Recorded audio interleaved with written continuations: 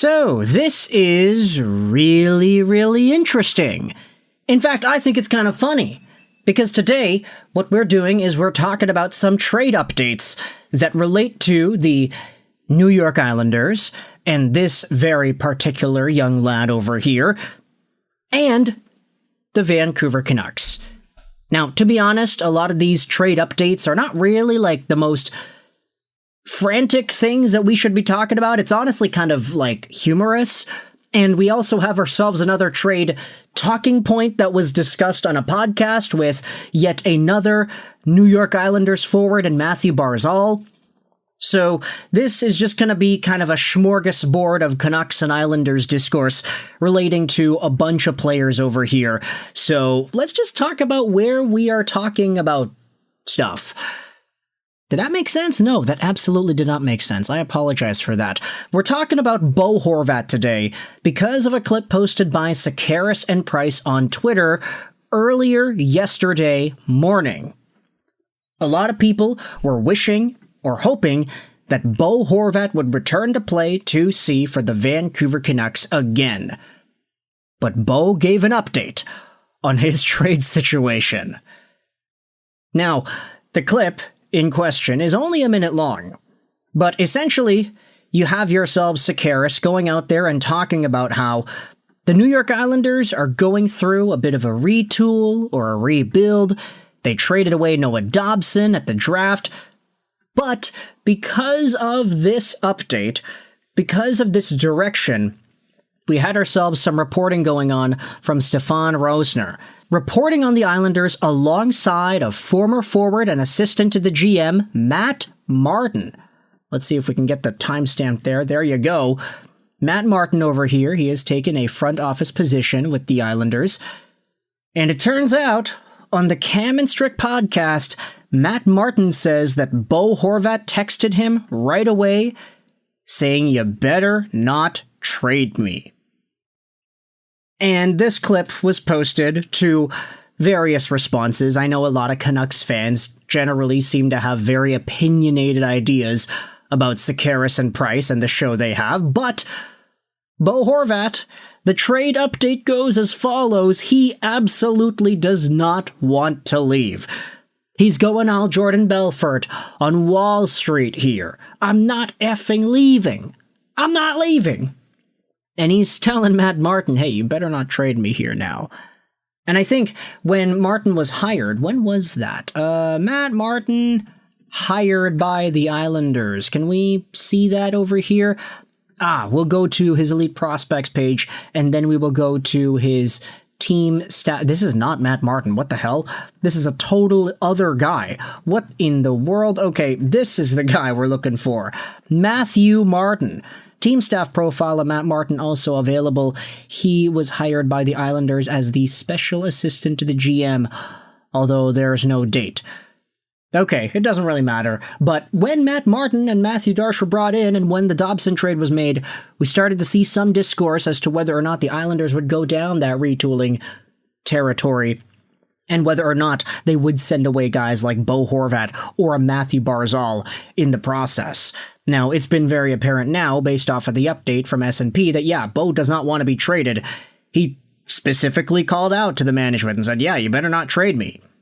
But also, in regards to the Canucks and the Islanders, I wanted to refer to a clip on a podcast that MF Isles went out there and posted here. This is a show on the Foreplay Pod where Mathew Barzal went out there and started talking about the most recent New York Islanders draftee at first overall, Matthew Schaefer. Not Matt Martin, Matthew Schaefer. Here you go. I got the Matts confused in my Google Chrome tabs. But Matthew Schaefer is the newest New York Islanders guy. He's a very good player. First overall caliber player. He's going to be a stud. Everybody knows this. And Barzal was on the program talking about just how good Matthew Schaefer is. And Barzal has a very interesting assessment of this kind of NHL player. He says here on the Foreplay Pod that defensemen that are that good, they're not available in trades. You have to go out there and draft these guys. He then goes out there and says, hey, Cale Makar, he's never going to be traded from Colorado. And then he goes out there and says, I don't know what's going on with Quinn Hughes in Vancouver right now, but these kinds of D-men are not usually available. And the fact that he went out there and said that, like, you could tell just from the way that he talked about it on the podcast, he genuinely has no idea what's going on with the Canucks and Quinn Hughes.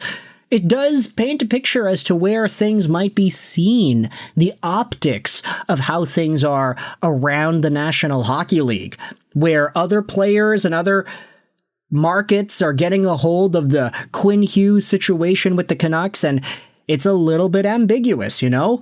Mathew Barzal's going on this entire commentary about how top-tier defensemen are never available for trade, but then he says, yeah, for Quinn Hughes, though, I don't know what's going on with him in Vancouver right now. It is kind of funny, I feel, but also kind of sad and maybe even a little bit worrisome for Vancouver fans that this is sort of the sentiment that other NHL players happen to have on this team. And I get it, you can say, oh, that doesn't really mean anything. Yeah, it doesn't. It doesn't mean anything that Mathew Barzal doesn't know what's going on with Quinn Hughes and his long-term future. But I think if Barzal can see it, a bunch of other people can see it. And a lot of Canucks fans can see it too. And there has been growing sentiment as to whether or not Quinn is going to stick around and sign an extension with Vancouver 1 year from now in the summer of 2026. Who knows? The guy is a franchise defenseman. He is the best defenseman the Vancouver Canucks have ever had. He, at a time during the opening parts of the 24-25 season, was arguably playing the best hockey any Vancouver Canucks player has ever played ever before, ever. Like, we are talking Pavel Bure 60-goal caliber. We are talking about Roberto Luongo, Vezina caliber, game-saving caliber. We are talking about Henrik Sedin and the crazy goal-scoring run that he had when Daniel Sedin got injured. We are talking about Quinn Hughes in the upper echelon of Vancouver Canucks talent all time. He is that good. And the fact is, there are some folks going out there saying, yeah, I don't know if he's going to stay. That's essentially what Barzal's going out there and talking about. It is kind of funny, but I do like the fact that Barzal seems to have been educated on the rest of the league and talking about other examples like Cale Makar. He's never going to get traded. Quinn Hughes is good, but he doesn't know what's going on there right now. And ultimately, all of this is being brought up to hype up Matthew Schaefer, who is in himself going to be a fantastic player. Big shout out over to Vin Guitar Vince, who subscribed to this YouTube channel whilst we are recording this video. But ultimately, I want you to let me know your thoughts in the comment section below. How do you feel about the Bo Horvat trade update where he went out there and said he does not want to get traded? What are your thoughts on Mathew Barzal speaking out on Quinn Hughes and the uncertainty as to whether or not Captain Quinn will stick around long-term in Vancouver? What are your thoughts on all these updates? What are your thoughts on the discourse? It's the off-season, folks. There is nothing to talk about, so we are going out there and digging at the bottom of the barrel for Vancouver and Islanders-related topics. But thoughts in the comment section below. I hope you enjoyed this video. And bye.